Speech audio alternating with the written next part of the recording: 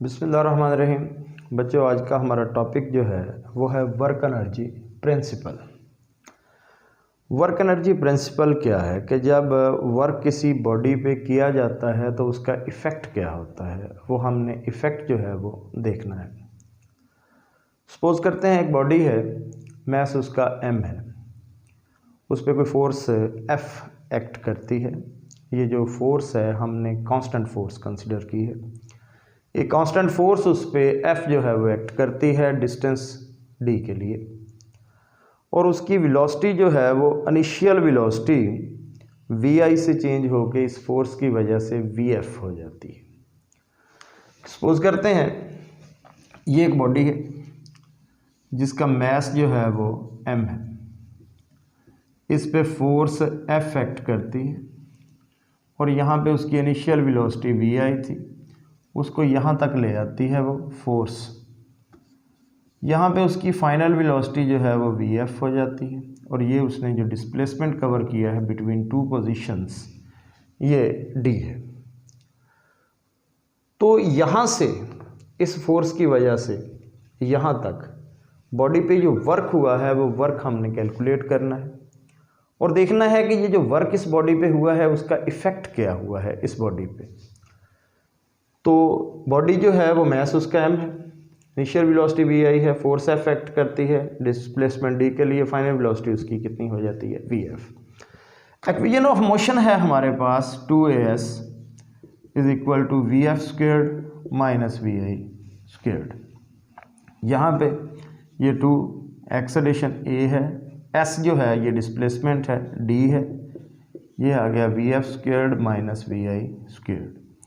तो डिस्प्लेसमेंट यहाँ से किसके इक्वल आ गया, ये आ गया 1/2a vf squared minus vi squared. तो ये वो डिस्प्लेसमेंट है जो बॉडी ने कवर किया है अपनी इनिशियल पोजीशन और फाइनल पोजीशन के दरमियान।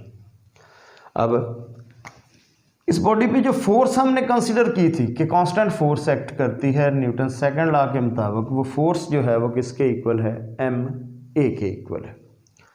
ये जो इक्वेशन आपकी फर्स्ट वन है it is the displacement equation, और सेकंड जो है ये फोर्स को रिप्रेजेंट करती है। अगर फोर्स को और डिस्प्लेसमेंट को इन द सेम डायरेक्शन हम मल्टीप्लाई कर देते हैं तो force into displacement is equal to work done, यानी कि इन दोनों इक्वेशंस को अगर हम मल्टीप्लाई करते हैं इनके लेफ्ट हैंड साइड और राइट हैंड साइड को, ये हमारी इक्वेशन 2 है, ये हमारी जो फर्स्ट इक्वेशन है, तो हम कहते हैं जी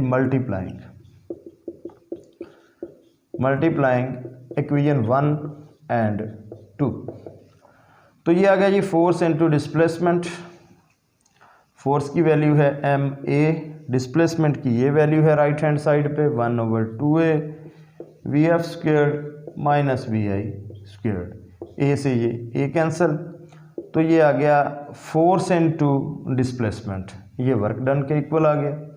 तो ये आ गया 1/2m vf squared minus vi square. इस m को अंदर ले जाएं 1/2 के साथ, तो 1/2m vf का स्क्वेयर माइनस 1/2m vi का स्क्वेयर।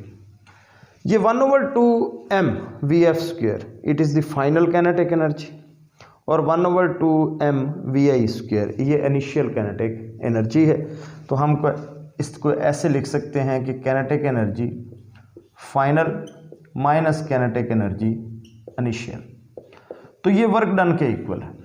तो इसी को फिर हम ऐसे लिख सकते हैं कि work done is equal to kinetic energy final minus kinetic energy initial. So work done is equal to change in kinetic energy. तो ये इफेक्ट हुआ जी वर्क डन का कि वर्क जब हुआ इस बॉडी पे तो उसकी काइनेटिक एनर्जी चेंज हुई है। तो this is called work energy principle, और इसकी स्टेटमेंट जो है वो यही है कि work done on an object is equal to change in its kinetic energy. इसको हम लिख सकते हैं कि work done on an object is equal to change in its kinetic energy. तो क्या work done on an object potential energy को भी चेंज कर सकता है। हाँ जी, पोटेंशियल एनर्जी को भी चेंज कर सकता है। अगर आप इसी ऑब्जेक्ट को हॉरिजेंटली मूव नहीं करवाते, इसको आप वर्टिकली मूव करवाते हैं, नीचे से ऊपर की तरफ मूव करवाते हैं, तो नीचे से ऊपर जब मूव करवाएंगे आप बॉडी को तो उसकी पोटेंशियल एनर्जी चेंज होगी। लेकिन आपकी बुक में जो प्रूव किया हुआ है वो सिर्फ यही प्रूव किया गया है कि work done on an object is equal to change in kinetic energy. लेकिन अगर मुकम्मल जो है इसकी स्टेटमेंट जो है वर्क एनर्जी प्रिंसिपल की हम लिखें तो हम यही लिखेंगे कि work done on an object is equal to change in its kinetic energy और पोटेंशियल एनर्जी।